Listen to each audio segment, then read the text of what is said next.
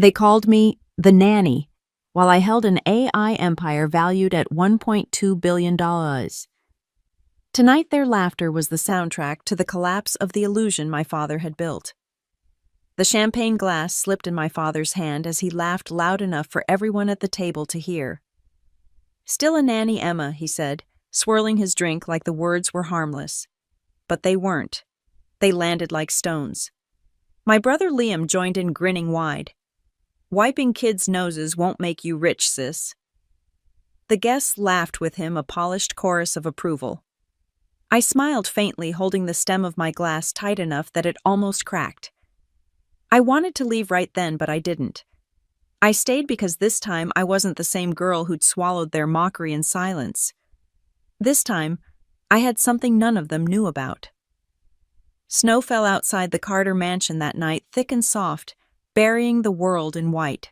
The lake shimmered beyond the frosted windows, and every tree on the property glowed with strings of golden lights. It was our annual luxury Christmas party, my father's favorite stage. Politicians, bankers, CEOs, and their glittering wives filled the dining room dressed in velvet and diamonds. The house smelled of cinnamon and roast lamb. The sound of jazz drifted through the air, expensive and practiced. Everything sparkled except for the space inside me. I stood near the bar, pretending to study the ice melting in my glass of tonic. It was strange how memories could echo louder than the music, years of being the family disappointment condensed into every laugh, every patronizing smile. I could almost hear my father's voice from a decade ago. "You're wasting your degree playing nanny to other people's children." Back then I believed him. Now I know better. "Emma." My mother's voice cut through the chatter. She approached, elegant as ever in emerald silk. "Don't stand in the corner. Come say hello to the Bentleys. Their son just joined Liam's firm." Her tone was smooth, polite, but her eyes carried the same unspoken plea. "Don't embarrass us." I followed her, a familiar act. Mr. Bentley shook my hand, warm and perfumed. "Ah, the daughter. We never see in the press," he said. "What do you do these days?" Before I could answer, my father leaned in, that performative grin already on his face. "She's still working as a nanny," he announced. "Always good with kids, our Emma." The table laughed again. I felt the old sting rise in my throat, but I swallowed it. "Yes," I said evenly. "Children have a lot to teach if you listen." A few smiles faltered. My father didn't. "Always so philosophical," he said. "Maybe someday she'll find something practical." Liam clapped me on the shoulder. "Don't take it personally, Em. Not everyone's cut out for the corporate grind." "I'll leave that to you," I replied, meeting his eyes. "You've always been good at grinding people." For a moment his grin slipped. The laughter moved on, but the chill stayed. I stepped back toward the window, the cold glass against my palm grounding me. I'd built something they couldn't see, something they'd soon read about whether they wanted to or not. But I didn't want revenge tonight. I just wanted to remember how this moment felt the last time they'd ever see me small. A waiter passed by offering canapés. I shook my head, watching the snow gather thicker beyond the pane. The lake's surface mirrored the sky, still and endless. Inside, voices rose and fell, wine, pride, arrogance. My father loved holding court. He always had. I'd once admired that. Now I saw it for what it was, insecurity dressed as confidence. He raised his glass again, calling the room to attention. "A toast," he said, his voice booming. "To success, to family, to legacy." His eyes swept the table and landed squarely on Liam. "To my son, the future of Carter Investments." Applause erupted. Glasses clinked. My mother beamed. I stayed silent. And of course he added, smirking, "To Emma, the heart of the family. Always dependable, always. Humble." Laughter again. Even the chandelier seemed to shake with it. I felt the air tighten around me, hot despite the winter chill outside. My chest thudded, but my face stayed calm. That was the thing about humiliation. It used to burn, but now it only reminded me I was alive. I set my glass down perfectly steady. "Thank you," I said softly, loud enough for those closest to hear. You'll want to remember this moment." My father blinked. "What's that supposed to mean? Nothing," I said. "Just one of those nights you'll never forget." He chuckled, dismissing me. Liam leaned toward Rachel, his wife whispering something that made her laugh politely. I turned back toward the window, watching the reflection of the glittering room shimmer against the snow. My pulse slowed. The truth was already out there in print and headlines waiting to arrive. Forbes had called that afternoon. Emma, my mother, called from across the room. "Help me with the dessert trays," I smiled, nodding. "Of course." I carried the silver trays to the kitchen where the staff whispered quietly, oblivious to the performance outside. My phone buzzed in my clutch, a notification I'd been expecting. Forbes.com, Brightseed founder Emma Carter, named Entrepreneur of the Year. I stared at the headline at my own photograph, smiling back. The logo I'd designed 3 years ago, the one my father had mocked as too sentimental, glowed at the top of the article. Brightseed Technologies valued at $1.2 billion. A strange calm filled me. Not triumph, not vindication, just clarity. From the other room, I heard my father's booming voice again. "She's always been the caretaker, my Emma. Couldn't run a lemonade stand if her life depended on it." Laughter followed, though softer now, slower. Then the sound of his phone ringing. His tone changed, laughter cut short. "Yes, this is Charles Carter," he said. "Who?" "Forbes." A pause. Silence. Then lower, quieter, "I see." The music continued, but the conversation had stopped. When I stepped back into the dining room, everyone's faces were turned toward me. My father, pale, the phone still in his ear. Liam's smirk had vanished. My father cleared his throat, voice trembling. "Emma," he said slowly, "it seems there's been some news." I smiled faintly. "Oh," he swallowed. They just called to confirm your company." Brightseed. "Yes," I said softly, steady as the snow outside. "It's doing well." The silence that followed was perfect, crisp and clean, like fresh snow over old footprints. The laughter was gone. Only the truth remained. And in that stillness, I realized something I hadn't before. I hadn't come for revenge. I'd come for peace. But peace, I learned, sometimes sounds exactly like silence after laughter dies. The morning after the party, the snow outside my window looked almost too clean, too quiet, as if the world itself had pressed reset while I lay awake remembering every word, every laugh that had echoed in my father's house. I hadn't slept. The adrenaline had burned through me like fire and ice. I watched the sunrise paint the lake gold, and for the first time I didn't feel small. I felt done. I brewed coffee in my apartment overlooking downtown Seattle, surrounded by the gentle hum of a life I'd built from nothing. The walls were lined with sketches, early designs for Brightseed, back when it was just a dream on my kitchen counter. Each drawing was smudged with caffeine and exhaustion, but they were mine. My phone buzzed nonstop, missed calls from my brother, from my mother, from numbers I didn't recognize. I ignored them all until the screen flashed, "Dad." I let it ring once, twice, then pressed decline. The silence that followed was heavier than his voice would have been. He'd never called to apologize before. He wasn't the type. He was the type to control, to lecture, to demand, but not to listen. I set the phone down and exhaled. The smell of coffee filled the room, earthy and warm. My reflection in the window looked different, somehow older, yes, but also lighter. I didn't look like the girl they used to call the helper, the one who cleaned up everyone's mess at Christmas. That girl had died the night I walked away from their table. The doorbell rang. Nora, my operations manager, and truthfully, my only real friend, stood outside in a gray coat and red scarf, holding a bag of croissants. "You made the news," she said, stepping in. "Front page of Forbes, CNN, TechCrunch, even The Guardian. They're calling you the empathy engineer." I laughed softly. "That's a new one." "It's perfect," she said, grinning. "You turned AI into something that actually understands emotion. You built an empire out of kindness. I hope your father's choking on his ego right now." "Nora," I warned, half smiling. What? Don't tell me you still feel bad for them. I didn't answer. I poured her coffee, my mind drifting back to the night before, the look in my father's eyes when he realized the truth. It wasn't anger that haunted me. It was disbelief. The man who had spent his entire life measuring worth in numbers had finally seen one number too big to ignore. I realized the prize wasn't revenge. It was the quiet, autonomous life I'd built, I said quietly. Now I just need the distance to enjoy it. Then you've already won, Nora replied, settling onto the couch. You built something real. That's more than most people ever do.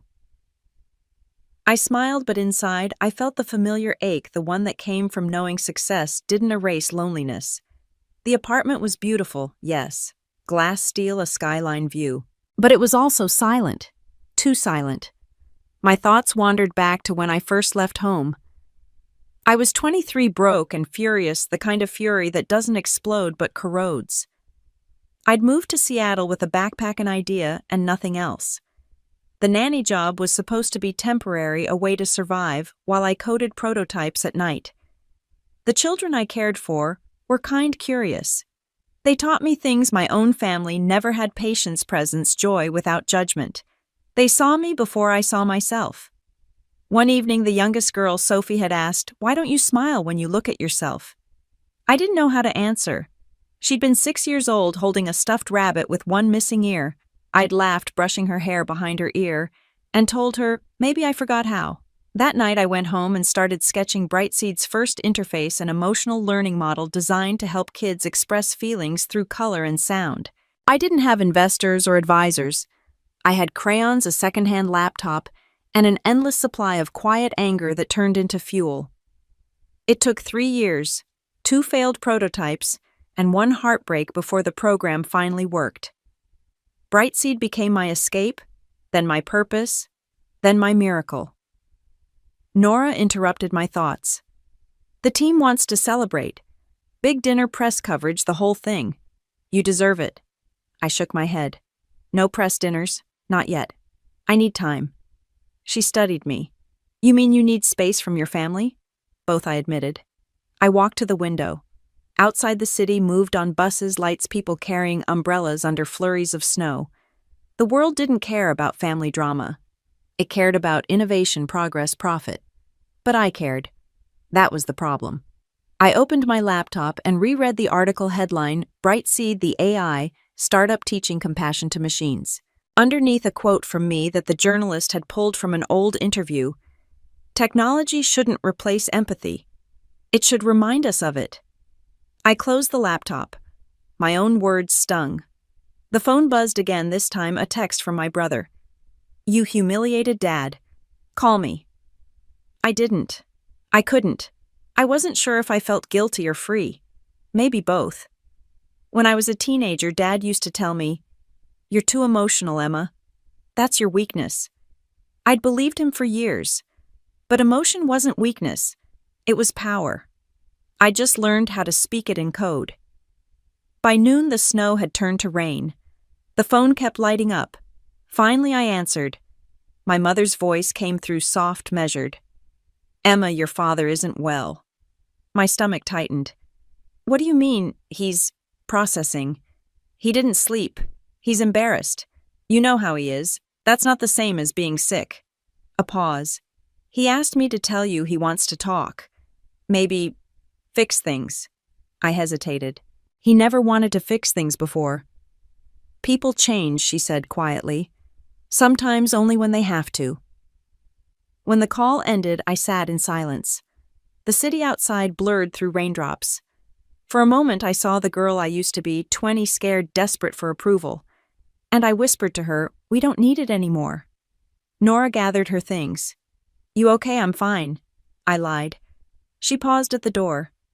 "You know you can forgive without going back, right?" I nodded, but the truth was harder. I didn't know how to do either. After she left, I sat at my desk again, staring at the framed photo of me with Sophie, the little girl who once made me promise to smile more. Behind us, her family's Christmas tree glowed, simple, small, nothing like the Carter mansion. But the warmth in that photo was real. I smiled now just slightly and whispered, "I remember." Outside, the rain slowed. The clouds parted, letting in a thin beam of light that spilled across my desk. My father's last words at the party echoed in my mind, not the mockery but the shock. "Seems there's been some news." Yes, I thought. There has been. But the real news wasn't that Forbes had called. It was that I'd stopped waiting for him to. The call came 2 days later. My father's number again. This time, I didn't hesitate. "Emma," his voice rasped through the line lower than I remembered. "We should talk." For a second, I didn't breathe. I expected the same tone I'd known my whole life, sharp, commanding, a man used to being obeyed. But this voice was smaller, stripped of its armor. "I'm listening," I said. "I said things I shouldn't have," he murmured. "At the party. You humiliated me. I finished for him, in front of everyone. I didn't mean—" "Yes, you did," I said quietly. "You always meant it. You just didn't expect the world to hear who I really am." There was a pause. I could almost hear him exhale the sound of a man realizing his control was gone. "Can we meet?" he asked. "Just you and me. No one else." I didn't want to. Every cell in my body said, "Don't give him another chance to hurt you." But something else, that old daughter-shaped ache, whispered go. "Closure, maybe? Or curiosity?" I agreed. The cafe was quiet, tucked between a bookstore and a florist on Madison Avenue. It was the kind of place that smelled like comfort, roasted beans, old pages, and rain-soaked coats. He was already there, sitting by the window, hands clasped, face drawn. He looked older than he had at Christmas. His confidence had slipped like a suit that no longer fit. When he saw me, his expression flickered pride, guilt, confusion. "Emma. Dad." We sat. Neither of us reached for the menus. The silence stretched thick and awkward. Finally, he cleared his throat. "I read the article."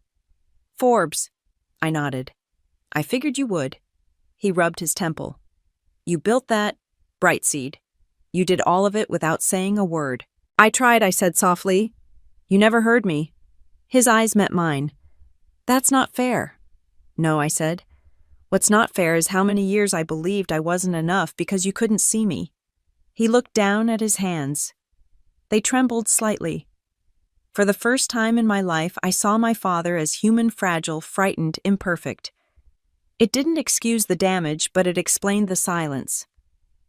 "I thought I was protecting you," he said finally. "You were so emotional, so idealistic. I didn't want you to fail." "You didn't protect me," I replied. "You erased me." He winced. I didn't mean to twist the knife, but the truth had waited too long. He took a deep breath. "Your mother keeps saying I should apologize." "So don't," I interrupted. "Don't say it because she told you to. Say it if you mean it." His jaw clenched, the old habit. He'd never been good with apologies. The man who could close multi-million-dollar deals couldn't say "I'm sorry" to his daughter. But then his voice broke, barely audible. "I am." I didn't realize I was holding my breath until I exhaled. "Thank you," I said. And I meant it. The waiter brought coffee. Neither of us touching it. Outside, snow began to fall again, slow and deliberate. He looked out the window. "I used to think success was about legacy, about what people remember when you're gone. And now I asked. Now I think it's about who still answers when you call." For a long moment, I said nothing. The weight of years hung between us, every insult disguised as advice, every time I'd smiled through humiliation, every quiet night I'd worked to prove I was more than what he believed. Finally, I reached across the table, my hand hovering over his. "You don't have to understand everything I said. You just have to see me now." He nodded, once eyes shining. For the first time, we didn't argue. We just sat there, two people who'd both built walls so high, neither could see the other until the wind knocked them down. When I got home, the air in my apartment felt lighter. I poured myself tea and sank into the couch, my mind replaying the conversation. It hadn't fixed everything, nothing could, but it had shifted something deep inside me. I wasn't waiting for approval anymore. I was reclaiming my story. The phone buzzed again. This time it was an email subject line, invitation. Brightseed Annual Summit. I'd forgotten the date was so close. I was supposed to give the keynote speech in front of hundreds of partners and investors. Nora had written the first draft of my remarks weeks ago, but suddenly I knew what I needed to say. Not about innovation, not about profit, about empathy, the one thing that had built my empire and nearly destroyed my family. I opened a blank document and began typing, "The future of technology isn't intelligence, it's understanding." The words came easily, flowing like a confession. I wrote about the girl who'd been mocked for caring too much, who'd turned that tenderness into code that could teach machines to recognize human emotion. I wrote about forgiveness, the hardest kind, the kind you give to people who never asked for it. When I finished, I leaned back, reading the final line, "Empathy doesn't make you weak. It makes you unstoppable." My father's face flashed in my mind, not the man who'd laughed at me, but the one who sat across from me today, trying fumbling human. Maybe that was enough. Maybe that was everything. That night I walked down to the waterfront where the city lights shimmered across the bay. The cold bit at my cheeks, but I didn't mind. The water reflected streaks of gold and blue rippling softly. A little girl passed by, bundled in a pink coat, holding her mother's hand. She turned and smiled at me, a smile so pure it broke something open in my chest. I smiled back. My phone buzzed again. A text from Dad. Just 2 words, proud, always. For the first time in years, I believed him. I slipped the phone into my pocket and whispered into the wind, "Me too." Above me, the first star appeared faint and steady. It wasn't about revenge anymore. It hadn't been for a while. It was about peace and the quiet, extraordinary power of finally being seen. The day of the Brightseed Summit arrived, with a gray Seattle sky that seemed to mirror my nerves. The stage was already set, hundreds of chairs aligned under white light, the company's logo glowing on the massive screen behind the podium. Cameras from CNBC, Bloomberg, and Forbes lined the aisles. I'd been in meetings like this before, but never with my name on the banner. "Are you ready?" Nora asked, handing me a wireless mic. She looked proud, steady the way she always did before something big. I smiled faintly. Ready enough? Outside, the glass walls, rain streaked down in slow trails, softening the city's edges. Inside, the hum of voices built like a tide, employees, investors, reporters, all waiting for me. They were here to celebrate the billion-dollar valuation, the technology, the vision. None of them knew they were about to hear something else entirely. When the announcer's voice echoed, my heartbeat synced with the rhythm of applause. I walked out, lights, blinding faces blurring. I used to fear this moment being seen. Now I craved the truth more than the comfort of anonymity. "Good morning," I began. When I started Brightseed, I was working as a nanny. I didn't have investors or degrees that impressed anyone. I had crayons, code, and a stubborn belief that empathy could be taught even to machines. A quiet laugh rippled through the crowd. I smiled, not out of nerves, but out of recognition. They were listening. I continued. "We live in a world obsessed with intelligence. Faster, smarter, stronger. But what if the future we need isn't about intelligence at all? What if it's about understanding the words weren't from a pitch deck? They were from a place raw and personal." I told them about the children who inspired Brightseed, how one little girl once asked me why adults stopped listening when they grew up. I told them that the hardest part of innovation isn't building something new. It's unlearning the idea that kindness doesn't belong in business. When I finished, the silence in the room wasn't awkward, it was alive. Then came the applause, rising like a wave, thunderous and honest. Nora met me backstage, her eyes shining. "You killed it," she whispered. No one expected a tech keynote to make them cry. I laughed softly, adrenaline still buzzing in my veins. Then it worked. But as the applause faded behind me, the truth settled in my chest like an ache. Success had come at a price when I still wasn't sure I'd been willing to pay. Later that afternoon, the office was quiet. Most of the team had gone home to celebrate. I sat alone in my glass-walled office overlooking the rain-slick city. The trophy from the summit sat on my desk, gold and gleaming. I reached out to touch it, but my hand stopped halfway. It wasn't the trophy I wanted. It belonged. And I still didn't know where I truly belonged between the family that had once rejected me and the world that now revered me. The intercom buzzed. Emma Nora's voice said, "Someone's here to see you." Before I could ask who, the door opened. My brother Liam. He looked different, not in appearance but in energy. His usual swagger had softened. He wore a simple gray coat instead of one of his tailored suits. "Hey," he said, stepping in. "You're hard to get on the phone these days." "I've been busy," I said carefully. He smirked. "So I've heard. Forbes the summit. Dad's been talking about nothing else. He's different lately." "Is he?" "Yeah," he said. "He doesn't shout anymore." "It's weird." I studied him for a moment. "Why are you really here, Liam?" He hesitated, then reached into his pocket and pulled out a folded paper. "Mom asked me to give you this." It was a handwritten letter, my father's script, neat and deliberate. I didn't open it. Not yet. "He's been reading everything about you," Liam said. "He keeps saying he wishes he'd paid more attention before. I think he's proud, Em." I looked up sharply. "He told you that?" "Not in those words," Liam said, but I could tell. He shrugged the way he always did when feelings got too close. "He misses you." For a long moment I didn't speak. The rain outside blurred the skyline, the city glowing like wet glass. "We talked," I said finally. "I'm not sure where we go from here." "Maybe you just let him try," Liam said. "You always gave people more grace than they deserved." "Don't stop now." I smiled faintly. "That's the first nice thing you've said to me since high school." He chuckled. "Don't get used to it." When he left, I sat at my desk, the letter still unopened. My fingers traced its edges.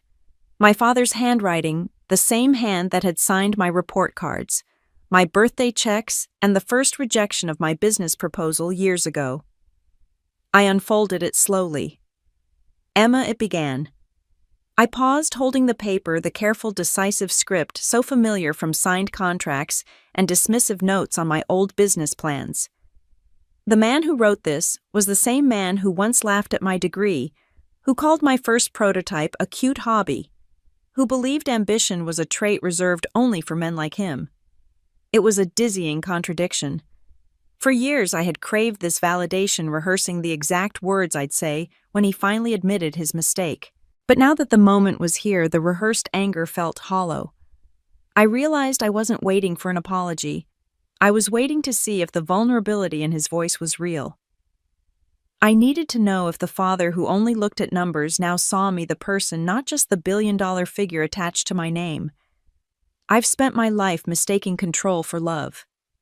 I wanted to protect you from failure, but I ended up protecting myself from watching you surpass me. I didn't know how to handle your courage, so I called it foolishness.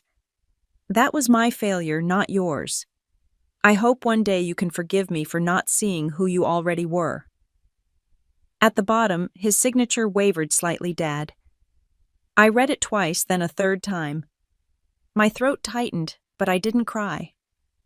Instead, I smiled, a small, fragile smile that felt like something breaking free inside me. Forgiveness, I realized, wasn't a transaction. It was a choice you made alone, long before the other person deserved it. I looked around the office, the glass walls, the hum of servers, the muted city beyond. Everything here had started as proof. Now it was peaceful. The rain stopped. Light broke through the clouds, turning the wet pavement into a mirror. I walked to the window, watching the reflection of my own face flicker against the skyline. My phone buzzed again, a text from my mother. "Dinner next Sunday, home. Just family." I typed back slowly, "I'll think about it."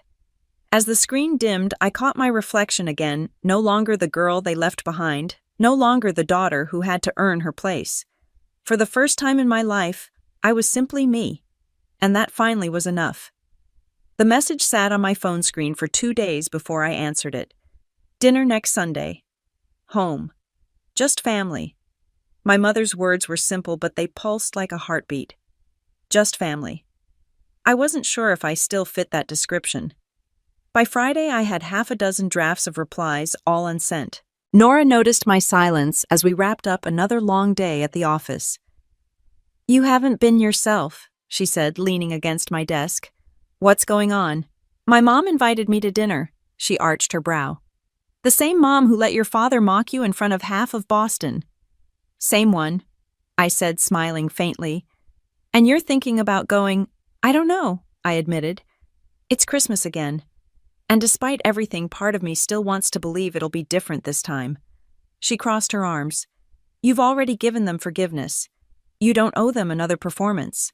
"I'm not going for them," I said softly. "I think I'm going for me." She studied me for a moment, then nodded. "Then go. But go as Emma Carter, the woman who built her own empire, not the girl they used to treat like an errand runner." The drive up to Mercer Island on Sunday felt surreal. The Carter mansion sat where it always had perched above the lake, like a monument to pride and polished ambition. The lights glowed golden against the snow wreaths, on every window, the same white poinsettias my mother ordered every year. When I stepped out of the car, the cold hit me like a memory-sharp, clean reel. For a second, I just stood there watching my breath rise in the air. The last time I'd walked up this path, I'd left in tears. Tonight, I walked slowly, not out of hesitation, but control. The door opened before I knocked. My mother stood there in an ivory sweater, her silver hair pinned back neatly. "Emma," she breathed, her eyes soft. "You came." "Hi, Mom." Her smile trembled as she reached for me, pulling me into a brief hug that smelled like cinnamon and perfume. "Dinner's almost ready. Your father's trying." That word made me almost laugh. Trying. The great Charles Carter was trying. Inside the house looked the same polished oak floors, fire crackling the portrait of Liam and me, as children still hanging above the staircase. I paused under it, staring at the frozen smile of a girl who hadn't known what silence could cost. "Emma." My father's voice came from the living room. He stood by the fireplace, a glass of water in hand instead of whiskey. His posture was straighter than I remembered, but his eyes, those proud, calculating eyes, had softened. "You look good." "So do you," I said, though we both knew it wasn't true. Time had carved new lines into his face, deeper than age alone could explain. We sat at the dining table, just the four of us, Mom, Dad, Liam, and me. No guests, no staff, no audience. The air felt heavy but cleaner somehow, as if everyone had agreed to drop the performance. Mom served roast turkey and mashed potatoes, her holiday specialty. So she began lightly, "Brightseed's doing incredible, isn't it? We saw you on TV again." "That speech? Oh, it made me cry." "Thank you," I said. It felt important to say. Dad nodded. "You've built something extraordinary. I can't pretend to understand half of it, but it's impressive." I smiled faintly. "You used to tell me emotion had no place in business." He hesitated, then gave a small shrug. "Turns out, I was wrong." The room went still for a second. My mother's fork paused mid-air. Liam looked up from his plate. "You were wrong," I repeated quietly. He nodded. "I didn't think empathy could lead to success. But I see it now. Maybe it's the only thing that does." The words hit harder than I expected. I didn't know whether to feel vindicated or sad for how long it had taken him to understand. We ate mostly in silence after that. Every so often, Mom would ask small questions about my work or the team. Liam talked about moving out of state, starting fresh. It was awkward, but not cruel. And in this house, that was progress. After dinner, Mom brought out coffee and pecan pie. Dad lingered by the fireplace, staring into the flames. "You know," he said slowly, "I read that Brightseed's launching a school partnership next year, teaching kids emotional awareness through AI. That's beautiful." "Thank you," I said. "It's the project I'm proudest of." He turned toward me. "You built something that changes lives. That's worth more than any stock portfolio I ever had." It was such an uncharacteristic thing for him to say that for a moment I couldn't speak. I saw the flicker of vulnerability in his eyes, a man realizing too late that love was the only legacy that mattered. I stood walking toward the window. The snow outside had started again, soft flakes drifting down like forgiveness. Behind me I heard him say my name, not sharply, not commandingly. Just Emma. When I turned, he was holding a small velvet box.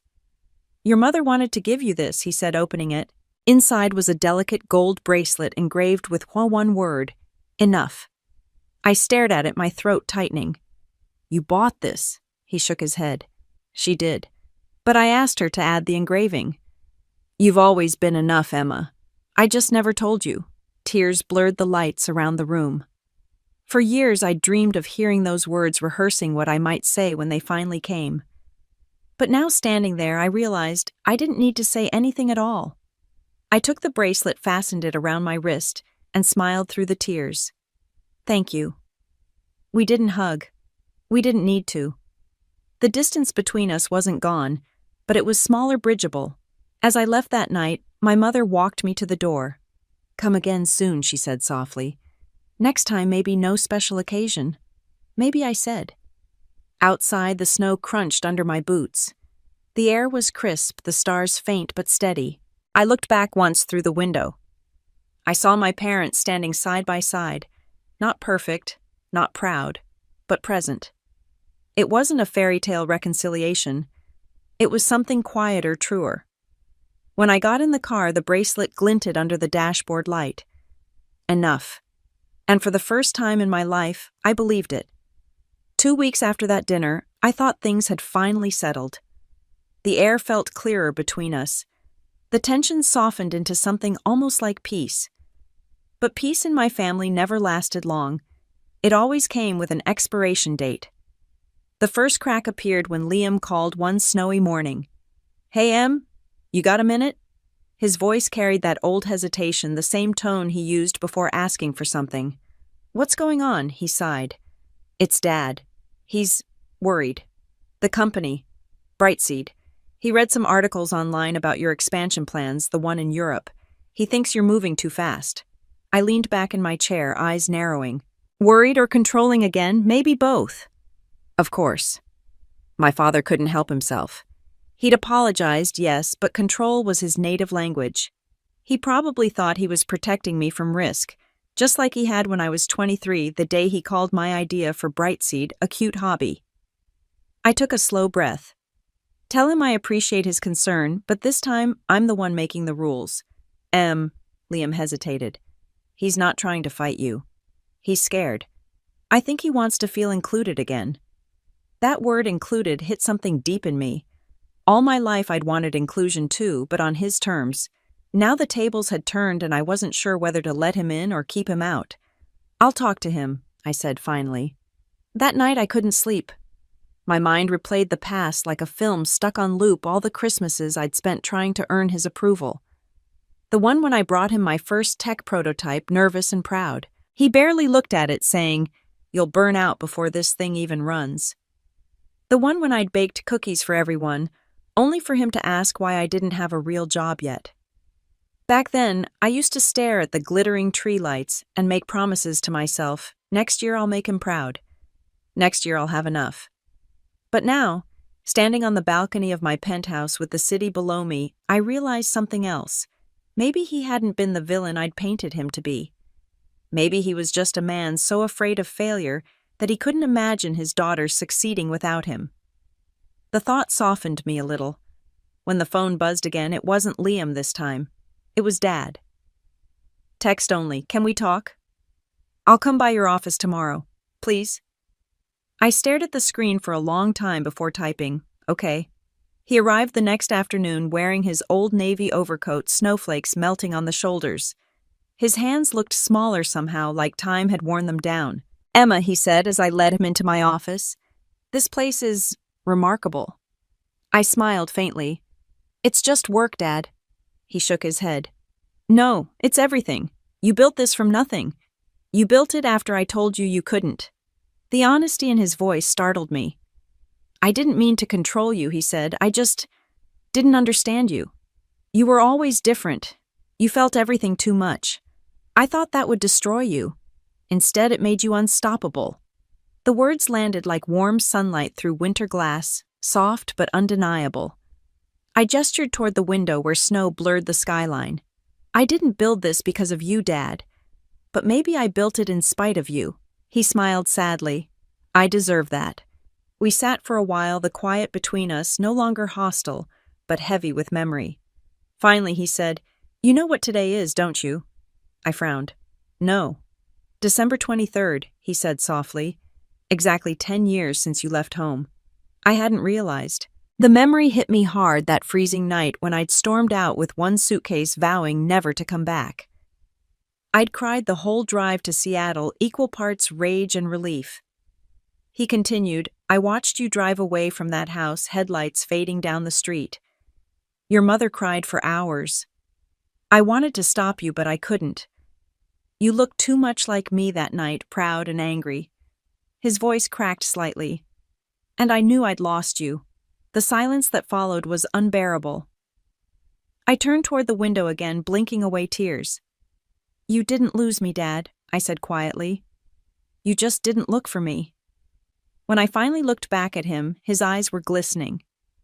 Maybe this is me looking now. Something in my chest loosened a knot years in the making. I walked around the desk, and handed him the framed Brightseed patent that hung on my wall. "Do you know why I kept this?" He looked down at the signature line, "Emma Carter, founder and CEO." To remind myself, I said that I didn't need anyone's permission to matter. He nodded slowly. "You never did." For a long moment we just stood there, the past hanging between us like smoke. Then he said something I never expected. "Can I invest?" I blinked. "In Brightseed." He smiled, just a hint of his old pride. "Not for control. Just for support. I want to be part of what you've built, not to guide it, but to believe in it." For the first time in my life, I saw my father not as an obstacle, but as a man trying to atone. I smiled. "Let me think about it." He chuckled. "That's fair." When he left, the office felt strangely still. I sat down looking at the empty chair where he'd been, and for once it didn't feel like absence. It felt like a possibility. That night I pulled out an old photo album, the one I hadn't opened in years. Inside were Christmases long gone me in pigtails. Dad lifting me onto his shoulders to put the star on the tree, Mom laughing in the background. I traced the image with my finger. I'd spent so long remembering only the hurt that I'd forgotten the moments that made it worth healing. The ghosts of Christmas past didn't vanish that night, but they grew quieter, not gone, just gentler. I closed the album and whispered into the dark, "I see you, Dad." Finally. And for the first time I knew he could see me too. The buzzing started before dawn. At first I thought it was my alarm, but then I saw the screen, hundreds of missed notifications lighting up my phone like a strobe. My stomach turned cold. The top headline read, "From Nanny to Billionaire inside Emma Carter's Family Feud." There it was. My name. My face. My story. Twisted, sensationalized, sold. A grainy screenshot of my father's shocked expression at the Christmas dinner table filled the top half of the page. The article was merciless. My revenge. My secret empire. The humiliation that turned the Carter dynasty upside down. They even quoted supposed family insiders who said I'd been plotting to expose him for years. By the time I reached the end, my hands were shaking. Every truth I had fought for was now weaponized against me. The knock on my door came just minutes later. "Open up," Nora's voice called. I brought caffeine and bad news. She walked in holding a coffee in one hand, her tablet in the other. "It's everywhere," she said flatly. CNN, Bloomberg, and even TMZ picked it up. The Christmas dinner video is trending again, edited this time to make you look like a cold corporate villain. They're calling it the Billionaire babysitter story. I took the tablet from her. Comment sections filled the screen. Praise tangled with cruelty. She's my hero sitting beside a spoiled rich girl pretending to be humble. My throat tightened. "They don't know anything," I whispered. "They don't care," Nora said. "It's a feeding frenzy. Everyone loves a redemption arc until it threatens to be real." I turned away, pacing the apartment. Who leaked this? Those quotes about my dad? Those weren't public. She hesitated. "I don't know yet. But it's not random. Someone wanted this to blow up. The phone rang again. My assistant's voice crackled through. Emma, the board has called an emergency meeting. Investors are panicking. They want reassurance. Of course they did. The same people who praised me for building an empire now wanted an explanation for daring to have a past. The boardroom was colder than usual, glass walls, gray light faces tight with unease. I could almost smell the anxiety. Emma, said Leonard Haynes, one of our oldest investors, his voice clipped and professional. We all respect what you've built, but this media attention, it's compromising Brightseed's image. Empathy can't be our brand if your story turns into a scandal. A scandal, I repeated. I was mocked by my family. That's not a scandal. That's life. He pressed on. Public perception matters. We'd like to hire a crisis management team and maybe consider issuing a joint statement with your father. Something that signals unity. Unity. The word made my jaw tighten. So I should apologize for being his daughter, perception, he repeated quietly as if the word itself could erase the sting. I glanced around the table. Most avoided my eyes. A few nodded in hesitant agreement. They didn't want truth, they wanted control, just like my father had. I won't apologize, I said. Not for surviving, not for succeeding. Silence followed. Then Leonard exhaled sharply. Emma, we believe in Brightseed. But empathy doesn't mean defiance. It means authenticity, I countered. And authenticity doesn't bow to optics. Nora's gaze met mine from across the room, steady, proud, unflinching. When the meeting ended, no one clapped. The applause was gone. The whispering had returned. That afternoon, Nora found something. You're not going to like this, she said, closing my office door. The leak came from inside. A media outlet traced an encrypted email back to one of our advisors, Caleb Morton. Caleb, the same man who once told me I was too emotional to lead. I found him standing in the hall, leaning against the window, watching the city below like it belonged to him. You leaked it, I said quietly. He didn't even flinch. I gave them what they wanted. You think they care about your software? They care about your story. This publicity will only grow Brightseed. You betrayed me, I said. He smiled thinly. I built your image. Don't act like you don't owe me part of it. For a moment, I wanted to slap him. Instead, I took a step closer, my voice low and steady. You built nothing. You just sold pieces of my pain for clicks. You're fired. He shrugged, almost amused. You can fire me, Emma, but you can't control the narrative. The world has already decided what you are. Then he walked away. His words stayed with me. Maybe he was right. Maybe I couldn't control what the world believed, but I could control what I became next. By nightfall, the city was wrapped in fog and light. I walked the streets alone, coat pulled tight, my face hidden behind a scarf. Seattle pulsed with life, people rushing, laughing, living, and not one of them cared who I was. It was liberating. A street musician played Silent Night on a battered violin. I stopped for a moment, watching his hands tremble in the cold. A little girl dropped $1 into his case, smiling. He smiled back, small, grateful, real. And I remembered why I started all of this. To teach machines what moments like that meant. To make the world more humane, not more performative. I whispered into the wind, you don't get to take that from me. When I got home, the phone rang again. My mother. Her voice was trembling. Emma, your father saw the news. He's devastated. My chest tightened. He thinks I leaked it. He doesn't know what to think.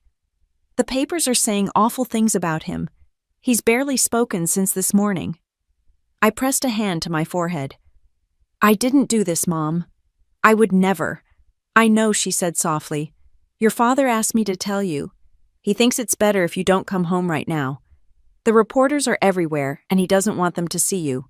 The line went quiet except for her breathing. I nodded, even though she couldn't see me. Tell him I'm sorry. After the call, I sat by the window watching the city glitter like a circuit board. Somewhere between those lights was the truth, small, persistent, impossible to kill. I opened my laptop and began typing a statement, something to calm the storm.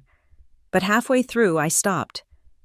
Every word felt wrong, defensive, hollow. I deleted it all. They didn't need my voice anymore. They needed my silence. I turned off my phone, powered down my laptop, and let the quiet settle over me. Outside, the fog drifted low across the skyline, softening the sharp edges of the city. For the first time in days, I felt still, not defeated, not angry, just still. The world could scream. I didn't have to answer. And as the screen went black, one last notification blinked before disappearing. From Dad. "We need to talk. Urgent." The knock on my door came just after midnight. I hadn't answered my phone all day, but somehow I knew it would end like this, with him standing there. When I opened the door, my father was on the other side, coat soaked from the Seattle rain, eyes hollowed by exhaustion. "Emma," he said, voice strained. "We need to talk." I stepped aside without a word. The air between us was heavy, sharp, the kind that makes it hard to breathe. He walked in slowly, taking in the apartment like it was foreign territory. Maybe it was. The last time he'd been here, Brightseed hadn't even existed. He turned toward me, water dripping from his sleeves. "I didn't come here to fight." "Good," I said, "because I'm done fighting." He nodded but didn't sit. His gaze landed on a framed photo on my table, me with the Brightseed team at our first launch. "You built all this?" he murmured, more to himself than to me. "And I broke it." "You didn't break it," I said softly. "You just didn't believe in it." He exhaled shakily. "That story online, the video, the press, it's everywhere. I walk into my office and people look at me like I'm a monster." "I'm sorry," I said. "I didn't leak it, Dad. You know that." He looked up, eyes tired but searching. "Do I?" The question hit harder than I expected. I wanted to scream, to throw every memory of his disbelief back in his face. But instead I just whispered, "Yes, you do." For a moment he said nothing. The rain outside hit harder against the windows, each drop like a pulse. Finally he spoke again. "I don't know how to be the man you needed me to be. I only knew how to win, how to compete. I thought if I kept you small you'd stay safe. But all I did was push you away." The honesty in his voice hurt more than his silence ever had. "I didn't need safety," I said. "I needed support. I needed you to see me. I see you now," he said quietly. "And I hate the man I was." I turned away, blinking fast. The city lights blurred through my tears. He walked toward the window, his reflection merging with mine in the glass. "You know, when that Forbes cover came out, everyone called me to say how proud I must be. But I couldn't even answer. I was too ashamed that I didn't know who you were anymore." "Maybe that's because I stopped letting you define me," I said. He nodded slowly. "Maybe that's exactly it." Silence stretched between us. Not angry this time, just full. The kind that carries years of things never said. Finally he turned back to me. "They want to destroy you, you know. The media, the investors, the ones who can't stand a woman owning her own story. They'll twist it until you look like me, arrogant, ungrateful." I laughed softly. "Maybe they already have." He studied me for a long moment. "Then don't let them win. Don't become what they say you are. Not for me. Not for anyone." His words startled me, not because of their wisdom, but because of their sincerity. He reached into his coat pocket and handed me an envelope. "It's not money. Don't worry." I opened it carefully. Inside was a stack of old photos, me as a little girl sitting at his desk, scribbling in a notebook beside him. My mother must have taken them. I had forgotten they existed. He pointed to one. "You used to say you wanted to build something that mattered, not just something that made money." I smiled faintly. "You told me it wasn't realistic." He sighed. "And you proved me wrong. You've been proving me wrong your entire life." I didn't know whether to laugh or cry, so I did both. He moved toward the door, pausing with his hand on the knob. "I can't change what I did, Emma, but I can try to be someone you don't have to forgive." "Dad," he shook his head. "Don't say anything. Just keep doing what you're doing. Make the world better than I did." Then he was gone. The apartment felt too quiet after he left. The photos still lay scattered across the coffee table, their edges curling like small ghosts of another life. I picked one up me at 7 years old, grinning with a missing front tooth, wearing one of his oversized ties like a cape. I remembered that day vividly. I told him I wanted to be a boss just like him. He'd laughed and said, "That's cute, honey, but bosses have to be tough." Maybe that was where I learned to be tough, not because I wanted to, but because I had to. I sat on the couch, the city's hum below me, thinking about how strange forgiveness felt. It didn't arrive like lightning. It was slower, a tide coming in quietly, washing away the edges of old anger. The next morning, Nora showed up again, coffee in hand. "You look like you haven't slept." "I didn't," I said. My dad came by. Her eyes widened. "At midnight, yeah. He wanted to talk. For once, he didn't try to fix me." She smiled faintly. "Maybe he's finally learning. Maybe we both are." I handed her the photos. She flipped through them slowly. "You were cute," she said. "I was loud," I replied. "Curious, always asking questions. He used to say, 'I'd make a good lawyer.'" She grinned. "And instead you made robots feel things. Same energy." I laughed, the sound surprising even me. Nora sat down beside me, her tone softening. "You know, all of this, it's not about revenge anymore. It's about rewriting what they told you to believe." I nodded.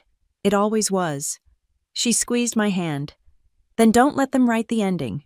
I looked at the window again, the morning light spilling through the rain, soft and golden. My father's words echoed in my head. "Don't become what they say you are." For the first time, I understood. I wasn't the babysitter. I wasn't a billionaire. I wasn't the daughter of Charles Carter, the man who mocked me. I was me. And this time, the story was mine to tell. The morning after my father's visit, I woke to a wall of noise. Rain slammed against the windows, thunder rolled somewhere beyond the skyline, and my phone was buzzing like a hive. Nora's name flashed across the screen, followed by 3 words that made my stomach twist. "We have a problem." By the time I reached the office, the storm outside had followed me in. The glass lobby of Brightseed was crowded with reporters' cameras flashing through the downpour. Headlines blared from their microphones, "Emma Carter's company under investigation for insider leak." Inside, Nora was pacing. "Someone's feeding the press internal data," she said the moment I walked in. "Not just about you, about Brightseed. Investor documents, projections, private contracts. They're painting it as a scandal." "Another leak," I said, my voice tight. "Who?" She hesitated. "We don't know yet." But Caleb's name came up again. I felt the air leave my lungs. I had fired him days ago, but clearly he wasn't done with me. "He's trying to destroy what he can't control," I said. Nora nodded grimly. "He's claiming he's a whistleblower, says, 'You built the company on emotional manipulation, that Brightseed's empathy algorithms are dangerous.'" I laughed, bitter and sharp. "That's his angle. That teaching technology empathy is dangerous. He knows exactly what words will scare them," she said. "Empathy sounds noble until someone calls it control." The room felt smaller.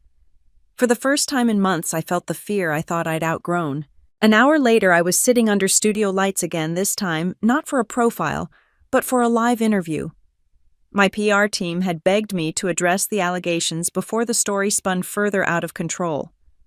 The journalist, a sharp-eyed woman named Elise Ward, didn't waste time.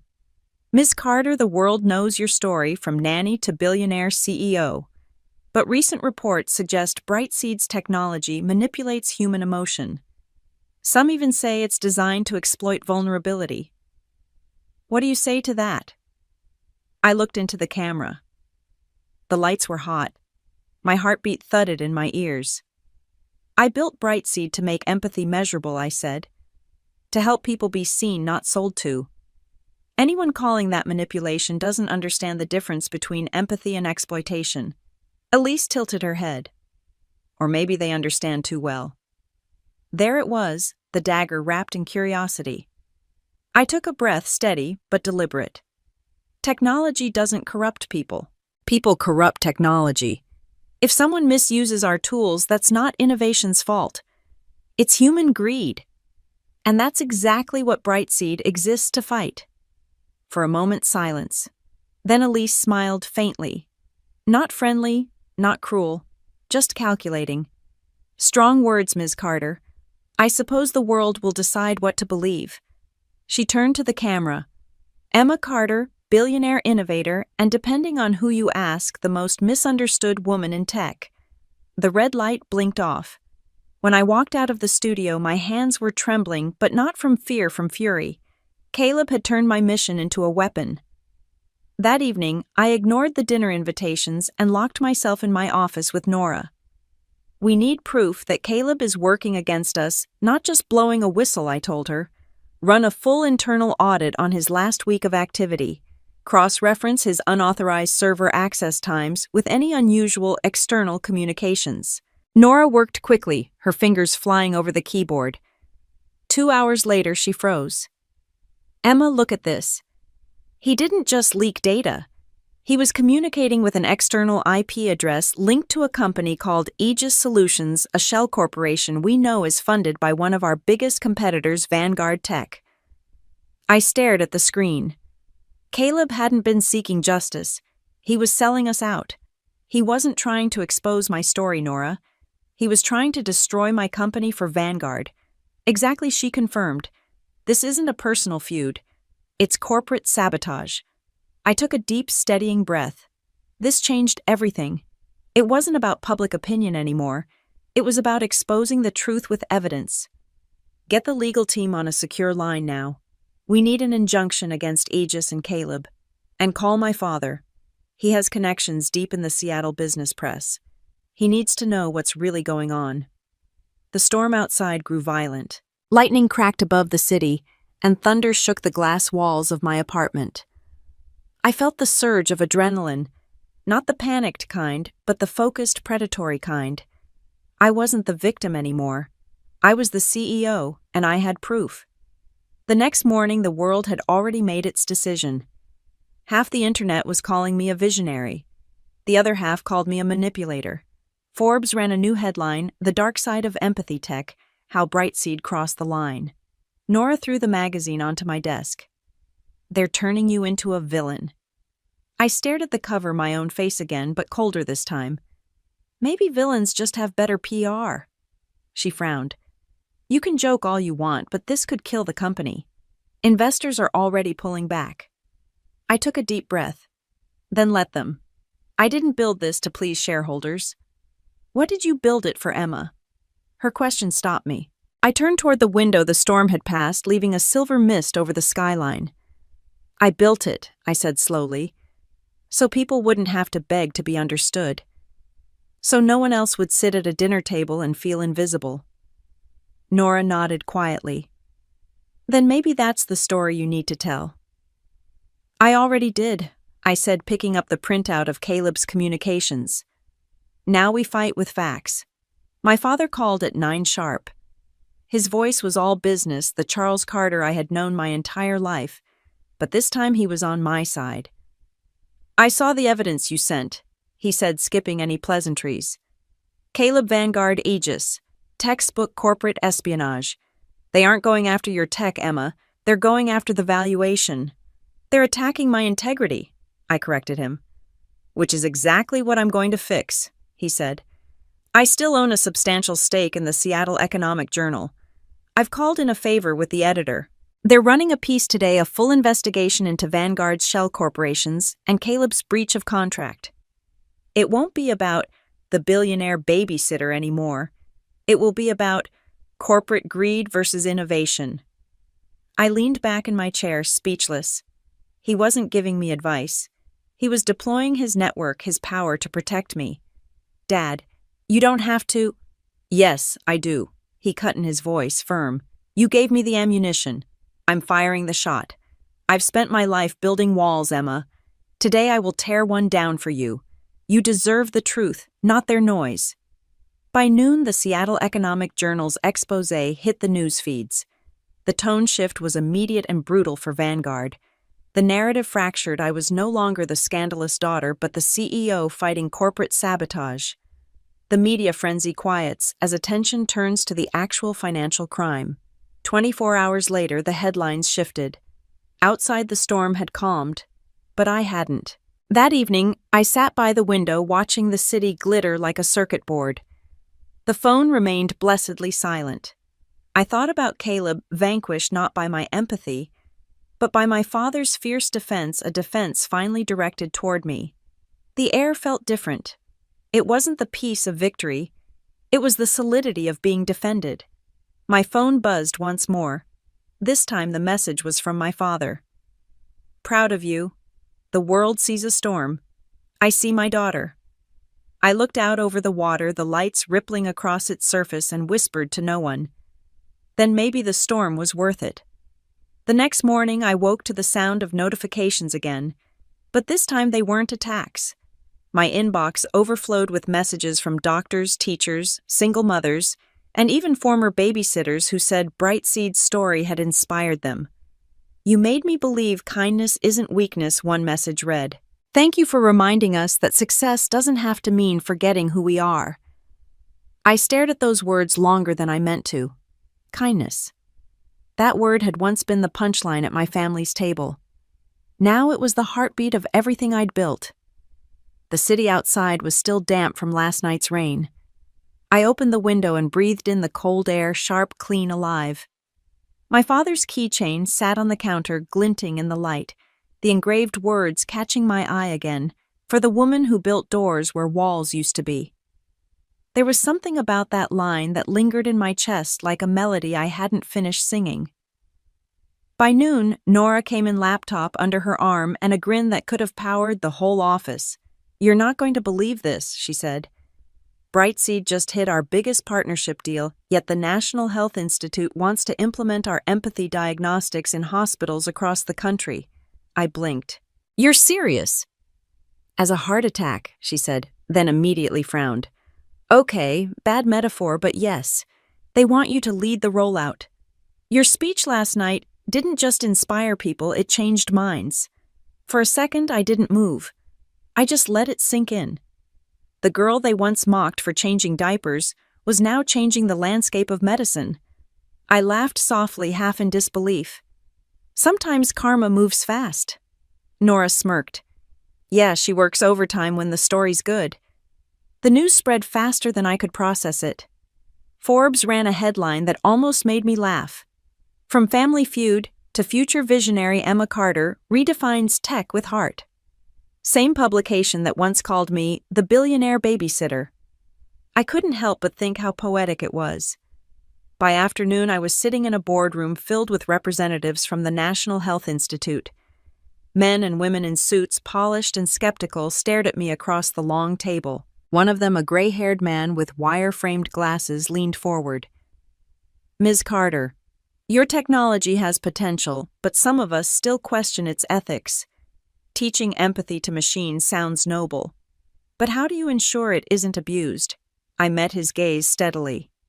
We don't teach machines to replace empathy, I said. We teach them to recognize it, to remind us when we're losing it. Empathy is still a human job. Brightseed just helps us remember how to do it better. For a moment, he said nothing. Then slowly he nodded. You sound like someone who's had to remember that herself. I smiled faintly. Every day. The room went quiet for a heartbeat, the kind of silence that holds respect instead of doubt. That evening, I returned home to find a small package waiting at my door. There was no return address, just a plain brown box with my name written in familiar handwriting. My father's. Inside was a single object, a silver locket. When I opened it, I found 2 photos, one of me as a child, sitting on his shoulders laughing. The other, a clipping from Forbes, the one where they named me Visionary of the Year. Between the 2 pictures, he had written in tiny, careful letters, I'm proud of both versions of you. The tears came before I could stop them. Not the sharp kind, but the quiet kind. The ones that release something you didn't realize you'd been holding on to. I sank into the couch, clutching the locket, and whispered, thank you. 2 days later, I was invited to appear on a televised panel about women in leadership. I almost said no. I was tired of being dissected, labeled, categorized. But something in me knew this conversation wasn't about me anymore. When the host asked, "What does power mean to you?" I didn't hesitate. Power, I said, isn't about control. It's about compassion that doesn't bend under pressure. It's about standing in a room full of people who doubted you and choosing not to become them. The audience erupted into applause, but I didn't feel triumphant. I felt peaceful. Afterward, a young woman approached me backstage, maybe 22, nervous but determined. "Ms. Carter," she said, "my dad told me I'd never make it in tech because I'm too sensitive. Hearing your story made me realize maybe that's exactly what makes me good at it." I smiled, remembering all the times I'd been told the same thing. "Never lose that," I said. "Sensitivity isn't a flaw, it's your compass. It's what keeps you human when the world tries to turn you into a machine." She nodded, eyes shining. "Thank you." I watched her walk away and thought, maybe this is what redemption looks like, not revenge, but reflection.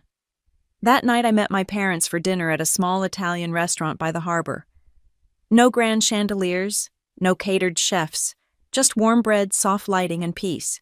Mom reached across the table and squeezed my hand. "You look lighter," she said. "I feel it," I admitted. Dad smiled quietly.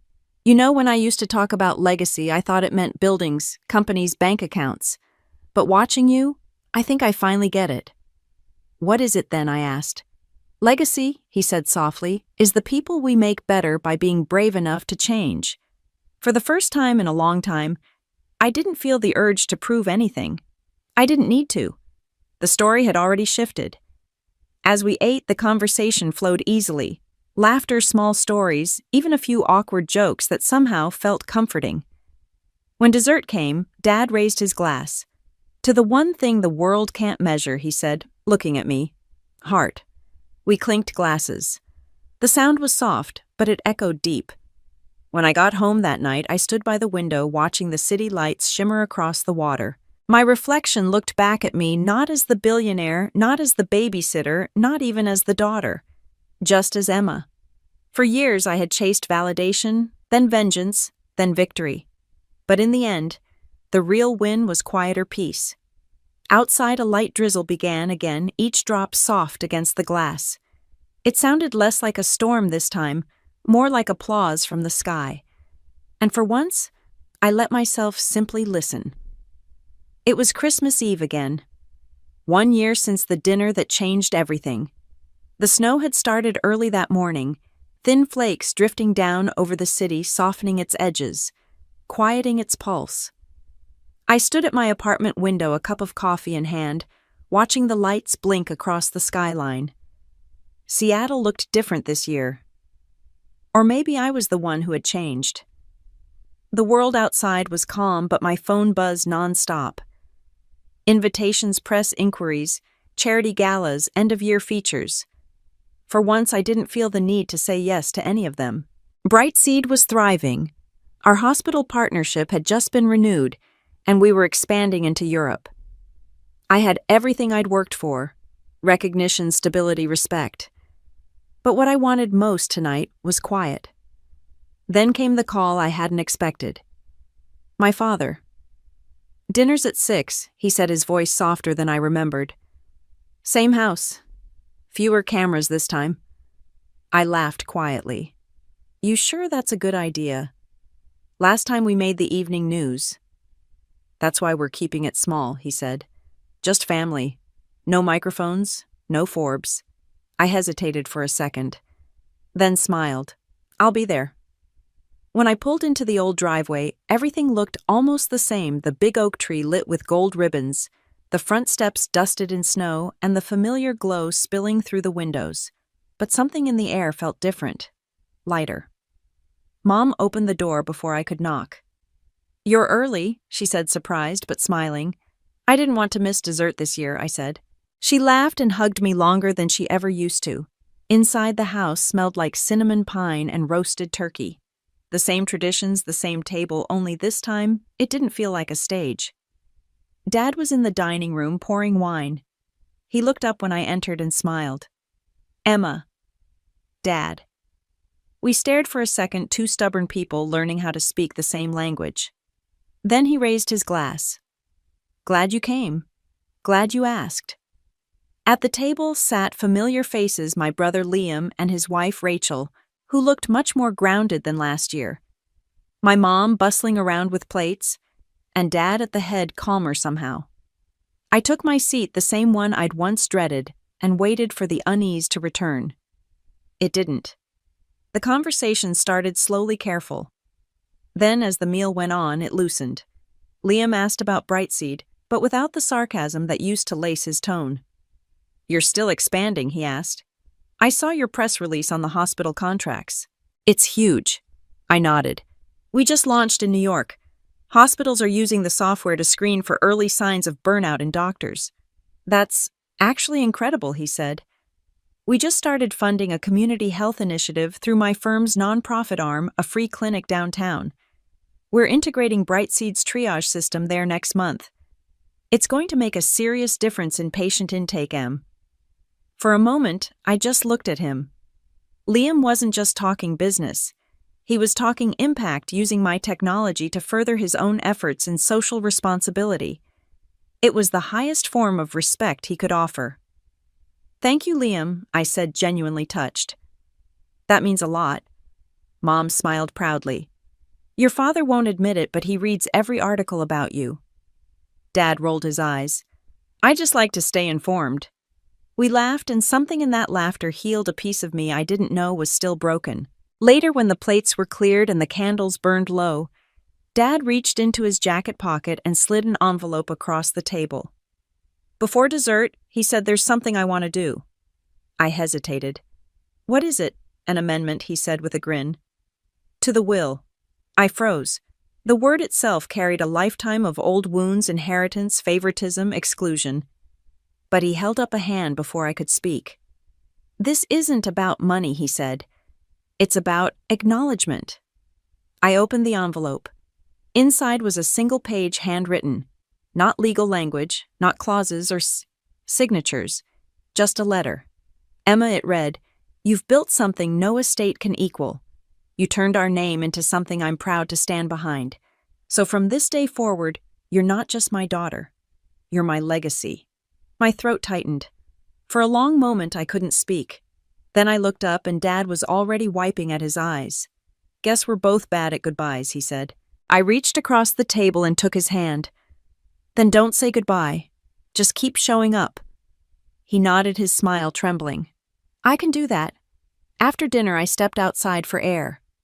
Snow had blanketed the yard, sparkling under the porch lights. The night was so still, I could hear my own breath. Inside, laughter echoed softer this time, human, real. Liam joined me, hands in his pockets. "You know," he said quietly, "I used to think you were running from us. Turns out, you were just running towards something we couldn't see yet." I looked at him surprised. "And now," he smiled, "now I see it." We stood in silence for a while, the cold nipping at our cheeks. It wasn't forgiveness exactly, it was understanding. And that was enough. Later that night, I drove home through the quiet streets, Christmas lights glowing through the fog. The city felt peaceful again, like it had been holding its breath all year and was finally exhaling. When I got home, I poured a glass of wine, sat by the window, and watched the snow fall. My reflection shimmered faintly in the glass, older, stronger, softer. On the coffee table sat my father's letter beside the keychain he'd given me. I traced the engraved words with my thumb, for the woman who built doors where walls used to be. Outside, the city lights flickered like constellations, and I realized something. Revenge had never been the point. Vindication wasn't the prize. The real victory was quieter peace. I picked up my phone, opened the Brightseed social page, and typed a short post. This time last year, I thought I had to build an empire to be seen. Turns out, the moment I stopped chasing validation, I found my freedom. Success isn't revenge. It's peaceful. Merry Christmas to everyone still fighting to be understood. You're already enough. I hit the post and set the phone down. Then I turned off the lights, curled up on the couch, and let the silence wrap around me. The snow kept falling, slow, steady, endless. And for the first time, I didn't feel like I was watching life happen. I was living it. If my story meant something to you, if you've ever been underestimated and found your strength anyway, Tell me yours.